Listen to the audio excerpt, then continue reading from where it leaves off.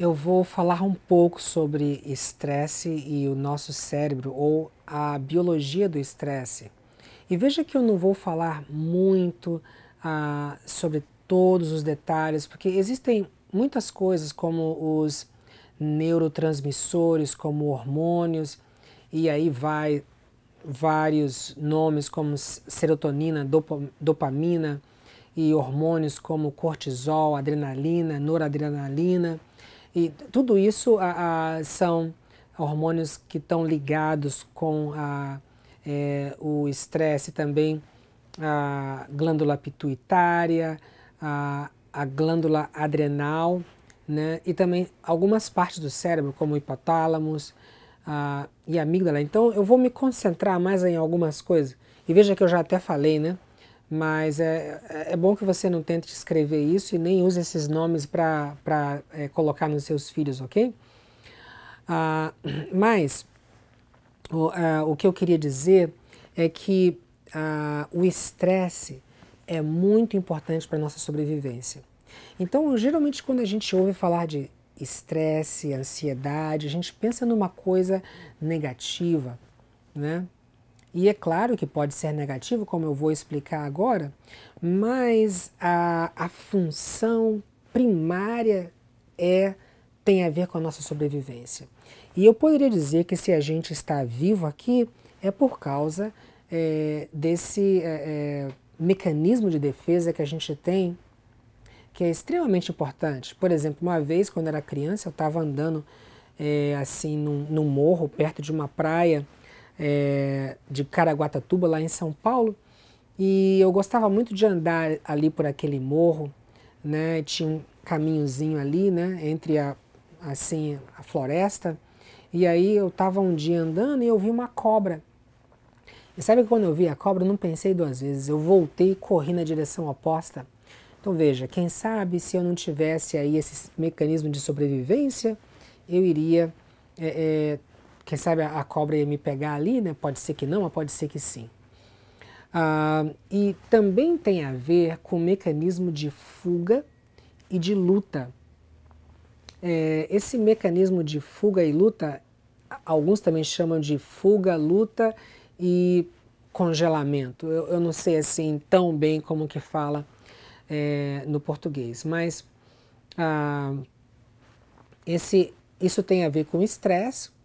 Em outras palavras, quando você percebe um perigo, então você automaticamente você foge, né? Ou então você enfrenta o perigo. Em alguns casos, algumas pessoas elas congelam, né? Elas se sentem incapazes ou elas acham que não tem uma saída e elas podem congelar. Agora, o problema disso aí é o que a gente percebe como se fosse perigo e o perigo real. Esse é o problema dos seres humanos, que nós temos o estresse psicológico. Ou seja, é aquilo que de alguma forma a gente percebe como um perigo, mas que de repente não é um perigo. Bem, então eu vou falar de duas partes do cérebro, que é o neocórtex. Essa parte é responsável pelo raciocínio, pelo pensamento, pelas decisões. E tem uma outra parte do cérebro que é a amígdala. A amígdala tem a ver com medo. E é na amígdala que está o nosso mecanismo de sobrevivência, de fugir ou de enfrentar o perigo. E a amígdala é interessante que, apesar de que o neocórtex, como eu falei, é a parte executiva do cérebro, a amígdala tem mais poder do que o neocórtex. Então imagina que se a amígdala dispara porque uma pessoa percebeu o perigo, então o que acontece é que a amígdala produz medo. E aí então esse medo suprime o raciocínio, porque a pessoa precisa de ter uma reação instantânea, automática. A pessoa não pode parar para pensar e analisar muito, a pessoa tem que fazer alguma coisa imediatamente. Então, eu vou dar uma comparação aqui. Vamos dizer que você está num piquenique com a família e tem uma comida saborosíssima, mas você vê um urso a uma certa distância. Eu pergunto para você, você vai ficar pensando assim, bem, deixa eu imaginar quanto tempo leva para esse urso chegar aqui e quanto tempo leva para eu correr até ir para o carro. O que você vai fazer é você vai correr primeiro, você não pensar é depois, né? Agora, esse é um problema porque quando a gente está sendo comandado pela amígdala, é difícil da gente pensar, como eu falei. E como eu disse que o medo é tão forte, o medo é o sentimento mais forte de todos. É até mais forte do que o amor. E eu vou explicar por quê. Então você imagina que você está conversando com a sua esposa ou o seu esposo e você ama profundamente seu esposo ou sua esposa e você quer cuidar dele ou dela e é a última pessoa que você quer ver infeliz nesse mundo. Mas vamos dizer que o seu esposo ou esposa está reclamando com você uma coisa e começa a criticar você e usa umas certas palavras que você não gosta. Por exemplo, diz que você é irresponsável, que você é preguiçoso e que você é egoísta. E de acordo com pesquisas e investigações, quando uma pessoa ouve algumas palavras que são chamadas palavras provocadoras, imediatamente o coração ou o pulso fica mais rápido, a pressão sanguínea sobe. Veja, só por algumas palavras que a pessoa ouve, a pessoa se sente atacada. E é interessante que a amígdala diz para você assim, sabe, esse aí não é o seu esposo, a sua esposa não, esse aí é o urso e quer te fazer mal. Então você tem que defender, ou então você tem que correr.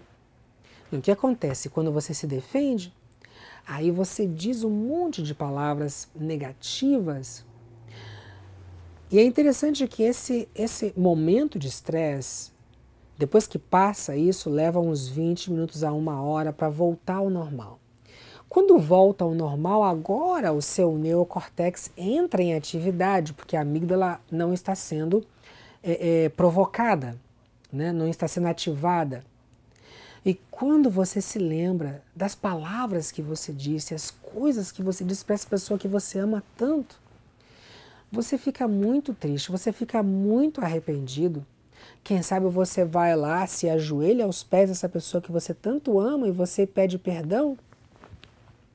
Então você percebe que a amígdala é extremamente forte. E mais interessante ainda é que a amígdala ela prefere errar para o negativo, para o positivo. Por que acontece se a amígdala erra para o positivo e alguma coisa ruim acontece? Tem até uma parábola, um mito, né, de uma menina que estava assim em frente à casa dela, no jardim, e ela ouviu um barulho entre os arbustos e ela saiu correndo, ela pensou que era um leão. Daí aparece um gatinho. Ela sai de novo e ela está lá brincando ali no quintal da casa. Um outro barulho no arbusto, ela sai correndo. Dessa vez era um cachorrinho. E assim foram 9 vezes. Aí ela chegou à conclusão, sabe, aqui não tem leão. E afinal de contas eu não estou nem me divertindo direito. Toda hora eu estou correndo para dentro de casa. Eu não vou mais correr não, vou ficar lá. Só que dessa 10ª vez era um leão e o leão foi e comeu ela. Então a nossa amígdala é muito esperta. Ela prefere errar pelo negativo do que pelo positivo. E é por isso que muitas vezes a gente percebe problemas aonde eles não existem. E a amígdala está bem com isso. Contanto que você está sobrevivendo, ela está feliz. Ela prefere errar pelo negativo. Então, em algumas pessoas, a amígdala é extremamente forte. Ela está todo o tempo avisando de problemas, está todo o tempo em alerta e não deixa a pessoa descansar. Então isso provoca certos problemas. Então eu vou falar agora sobre duas partes do sistema nervoso que tem a ver com o sistema nervoso autônomo e sistema nervoso simpático e sistema nervoso parasimpático. E quando um deles está em ação, o outro não está ativado. E o que acontece é que o sistema nervoso simpático tem a ver exatamente com o mecanismo também de fuga e de luta. E o sistema nervoso parasimpático tem a ver com descanso, com o sono, com o aparelho digestivo, com o sistema imunológico. E o que acontece é que quando o sistema simpático é ativado, então quer dizer, quando ele está aqui, o sistema parasimpático está aqui, ok? Então eles funcionam nisso, né? Quando um está funcionando, o outro está mais tranquilo e vice-versa. Então, o sistema simpático está ativado, então o que acontece é que certas coisas, como por exemplo descanso, sono, aí não dá para a pessoa, né, poder ficar relaxada o suficiente para descansar. E é quando você está o tempo todo tenso. Então uma pessoa que é muito estressada, que ela percebe problemas aonde não existem problemas, ela está constantemente tensa, né? É difícil para ela relaxar e é difícil às vezes para dormir, porque imagina, se você está dormindo e de repente arrombam a porta da sua casa ou a sua janela e você ouve esse barulho e você pensa assim, ah, ladrão, entra, leva o que você quer, deixa eu dormir aqui, eu vou dormir. De jeito nenhum, né? Você quer fazer alguma coisa para você garantir a sua sobrevivência, a sobrevivência da sua família, né? Então é difícil relaxar realmente e ter um sono tranquilo às vezes. E o aparelho digestivo também diminui ou até às vezes para. E é quando a pessoa pode ter problema de gastrite, pode ter problema de diarreia. Tem, por exemplo, um problema que se chama síndrome do intestino irritado. São pessoas que vão muitas vezes no banheiro por causa da sua ansiedade. E também o sistema imunológico que combate as doenças. Porque veja, toda a energia está sendo levada para os músculos da pessoa, para preparar ela para fugir ou para lutar, né? E então a pessoa perde, já não tem mais tanta energia para combater doenças e enfermidades, então a pessoa está mais sujeita a doenças e enfermidades. Então, por causa disso, é muito importante que a gente compreenda sobre o estresse e sobre formas de como vencer ou diminuir o estresse. Eu quero convidar a você a que ouça mais vezes, porque que você se subscreva ao meu canal do YouTube, porque eu vou estar gravando constantemente esses temas sobre ansiedade e estresse que podem ajudar você a você superar o seu estresse e ter uma vida melhor. No próximo tema eu vou falar sobre a origem do estresse, como que a gente adquire isso, como que começou tudo isso, tem a ver com a nossa hereditariedade, tem a ver com o meio ambiente, tem a ver com os dois. Então eu vou explicar um pouco sobre isso aí. Então fica ligado, ok? E a gente se vê depois.